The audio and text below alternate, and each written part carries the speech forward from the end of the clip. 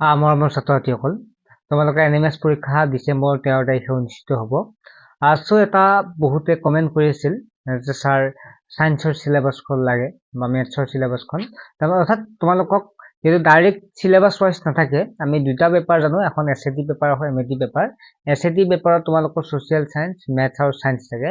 এতিয়া মই ছেপাৰেটলি তোমালোকক আটাইকেইটা চিলেবাছে কেনেকুৱা কি আহে মই আটাইখিনি ডিটেইলছ জনাই দিম। এছএটি পেপাৰ বুলি ক'লে চায়েন্স, মেথছ আৰু ছ'চিয়েল চায়েন্স থাকে। ইয়াৰে ভিতৰত কোনটোত বেছি কিমান নম্বৰ আহে বা কোনটোত আটাইতকৈ বেছি নম্বৰ আহে আটাইখিনি মই তোমালোকক জনাই দিম। আৰু যিসকল ক্লাছত আছে তেওঁলোকে জানাই, কাৰণ সিহঁতে ৰুটিন মতে পঢ়োৱা গৈছে। আৰু যিসকল ছাত্ৰ-ছাত্ৰীয়ে ল'ব বিচাৰে আমাৰ ক্লাছবিলাক, যদিও ডিচেম্বৰ 13 তাৰিখে বেছি দিন নাই, তথাপিতো তোমালোকৰ প্ৰব্লেম নহয়। সেই তোমালোকে কি কৰা, ভালদৰে চোৱা। ঠিক আছে, ভালদৰে চোৱা। কি ভালদৰে চোৱা, আমি এখন ইবুক প্ৰস্তুত কৰিছো, ইবুকখনো তোমালোকে ল'ব পাৰিবা।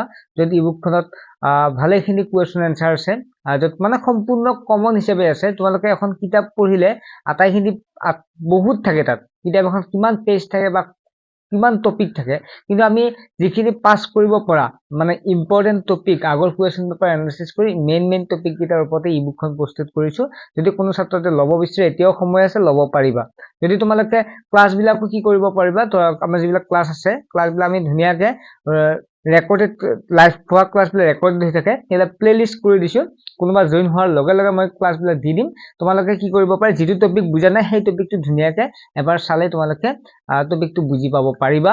আৰু ইবুকখনটো বহুতেই ইম্পৰ্টেণ্ট, অকল এনএমএছ পৰীক্ষা বুলিয়ে নহয়, পিছৰ যিকোনো টেলেণ্ট চাৰ্চ এক্সামৰ কাৰণে সুবিধা হ'ব এই ইবুকখন ল'লে। অসুবিধা মানে তোমালোকৰ লছ নহয়, লাভহে হ'ব। আৰু ইয়াৰ উপৰি তোমালোকৰ যিটো আটাইখিনি মেথছবিলাক তোমালোকে বুজি পাবৰ কাৰণে সুবিধা হ'ব, ক্লাছবিলাক চাব পাৰিবা। যিয়ে নহওক, তোমালোকে কোনো ল'ব বিচাৰে, আগতে 299 আছিল, এতিয়া মাত্ৰ 99 টকা কৰা গৈছে। গতিকে কোনো ছাত্ৰতে জইন হ'ব বিচাৰে, হ'ব পাৰে। গতিকে কি হয়, তোমালোকে আগতেও মই কৈছো 99 টকা এটা ডাঙৰ কথা নহয়, কিন্তু পৰীক্ষাটো স্কলাৰশ্বিপটো পাছ কৰিবৰ কাৰণে ডাঙৰ কথা। কাৰণ পৰীক্ষাটো পাছ কৰিলে তোমালোকে ভালেখিনি টকা লাভ কৰিব পাৰিবা। কাৰণ বছৰেকীয়া কি আছিলে, তোমালোকে হাই ছেকেণ্ডেৰী ফাইনেললৈকে অৰ্থাৎ 4 বছৰ এই যিটো স্কলাৰশ্বিপ লাভ কৰি থাকিব পাৰিবা। গতিকে যিসকল ছাত্ৰ-ছাত্ৰীয়ে ল'ব বিচাৰে, তোমালোকে হোৱাটছএপ নম্বৰতে SMS কৰি সোনকালে জইন হৈ তোমালোকে ক্লাছ বা নোটছখিনি ল'ব পাৰিবা। আটাইখিনি নোটছ দিয়া হ'ব, টপিক ৱাইজ নোটছ দিয়া হ'ব।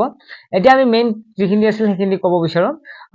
চিলেবাছ, চায়েন্সৰ চিলেবাছখন যদি চাওঁ, তেতিয়াহ'লে চায়েন্সৰ পৰা আমি 2020, 21, 22 পৰ্যন্ত আমি ভালেখিনি মাৰ্কছ আহিছে, 50% আহিছে, অৰ্থাৎ 90টাৰ 45টা আহিছে। আমি যোৱা বছৰ যদি চাওঁ 38টা আহিছে। ঠিক আছে, 38টাও কম নম্বৰ নহয়, কাৰণ 90 নম্বৰৰ ভিতৰত 38টা কি আছে, চায়েন্সৰে আহিছে। কিন্তু চায়েন্সৰ প্ৰশ্ন এইবাৰো যে 38টা তেনেকুৱা নহয়, 45টা অহাৰ চান্স আছে, মানে 50% চায়েন্সৰ পৰা অহাৰ চান্স আছে। গতিকে আগৰ কুৱেশ্যন পেপাৰবিলাকো আমি চাই গম পাইছো। আৰু ইয়াৰ উপৰি তোমালোকে কোনকেইটা চেপ্টাৰ মেইনলি চাবা। ঠিক আছে, মেইনলি গোটেইকেইটা চেপ্টাৰ আছে। গতিকে আমি যি চাওঁ, তেতিয়া শস্য উৎপাদনৰ ব্যৱস্থাপনাৰ পৰা ইমান প্ৰশ্ন অহা দেখা নাযায়, তথাপিতো চাবা। আমি শ্বৰ্ট নোটছ বনাই দিছো, শ্বৰ্ট নোটছখিনি আমি গ্ৰুপত দি দিছো। গতিকে তোমালোকে সেই শ্বৰ্ট নোটছবিলাক কি হ'ব, তোমালোকে এদিনতে 2-3টা বেছিহে পাৰিবা, মানে এদিনতে 2-3টা তোমালোকে চেপ্টাৰ শেষ কৰি দিব পাৰিবা।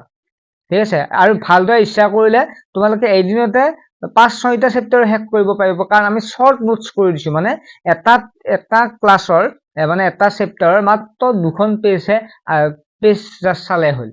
বুজি পাইছা, গোটেইখিনি শ্বৰ্ট নোটছ কৰি দিছো। তোমালোকে এদিনত ভালদৰে যদি চাই, তেতিয়াহ'লে 5-6টা চেপ্টাৰ শেষ কৰিব পাৰিবা, বা 2-3 দিনতো গোটেইকেইটা চেপ্টাৰ শেষ কৰিব পাৰিবা চায়েন্সৰ। তেনেকুৱা ছ'চিয়েলৰ পৰা আছে, গতিকে তোমালোকে সেইখিনি পঢ়িব পাৰিবা। গতিকে ইমান প্ৰব্লেম নাপা। আমি দিয়া নোটছখিনি চাবা, ক্লাছত থকাখিনি কৈছো। আৰু লগতে চোৱা, অনুজীৱ শত্ৰু আৰু মৃত্যু, ইয়াৰ পৰা প্ৰশ্নবিলাক আহে বেছিকৈ। আমি দেখা পাইছো অনুজীৱ শত্ৰু আৰু মৃত্যু, পদাৰ্থ, ধাতু আৰু অধাতু, যিটো মেটেলছ এণ্ড নন মেটেলছ। ঠিক আছে, ফ্ৰেণ্ড এণ্ড যিটো এনিমি, সেইটো মাইক্ৰ অৰ্গেনিজম, সেইটো চাব দিছো। 2 নম্বৰ 3 নম্বৰ চেপ্টাৰটো চাবা।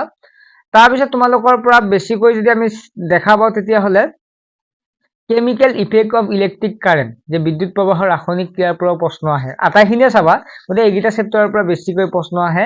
লগতে চেল ষ্ট্ৰাকচাৰ এণ্ড ফাংচন, তাৰপিছত আমি ৰিপ্ৰডাকশ্যন অফ এনিমেল, তাৰপিছত আমি চাওঁ ৰিচাৰ্জিং দ্য এজ অফ এডোলেচেন্স, অৰ্থাৎ যদি চাওঁ তেতিয়াহ'লে কৈশোৰ প্ৰাপ্তি, প্ৰাণীৰ প্ৰজনন, উদ্ভিদ আৰু প্ৰাণীৰ সংৰক্ষণ আৰু কোষ, এইকেইটা চেপ্টাৰৰ পৰা বহুখিনি প্ৰশ্ন অহা দেখা পোৱা যায়। তাৰপিছত যদি চোৱা তোমালোকে কৃত্ৰিম আকাশ আৰু প্লাষ্টিক, তৰা আৰু সৌৰজগত, এইকেইটাৰ পৰা প্ৰশ্ন আহে। গতিকে আমি গোটেইকেইটা চেপ্টাৰ চাব লাগিব। গতিকে তোমালোকে আগৰ প্ৰশ্নবিলাক চালে তোমালোকে গম পাবা কোনটো চেপ্টাৰৰ পৰা কিমান আহে।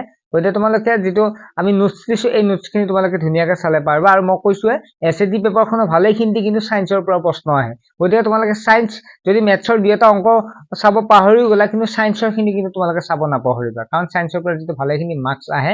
গতিকে ছায়েন্সটো ভেৰি ভেৰি ইম্পৰ্টেণ্ট এই পৰীক্ষাটোৰ কাৰণে। গতিকে 13 ডিচেম্বৰ তাৰিখৰ কাৰণে সময় যথেষ্ট আছে।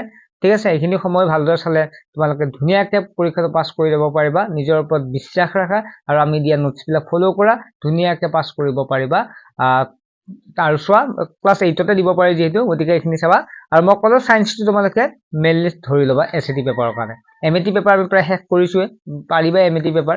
ঠিক আছে, কিন্তু SAT পেপাৰখিনি তোমালোকে ভালদৰে চাবৰ কাৰণে মই অনুৰোধ কৰিছোঁ, যে কাৰণ ছায়েন্সৰ পৰা বহুত প্ৰশ্ন আহে। গতিকে 50% পৰ্যন্ত ছায়েন্সৰ পৰা প্ৰশ্ন আহি গৈছিল। গতিকে বাকীখিনি মই ইউটিউবতো আমি দি থাকিম আৰু ক্লাছতো আটাইখিনি পাবে। গতিকে যিসকল ছাত্ৰই নতুনকৈ জইন হ'ব বিচাৰে হ'ব পাৰে। ঠিক আছে, বাই।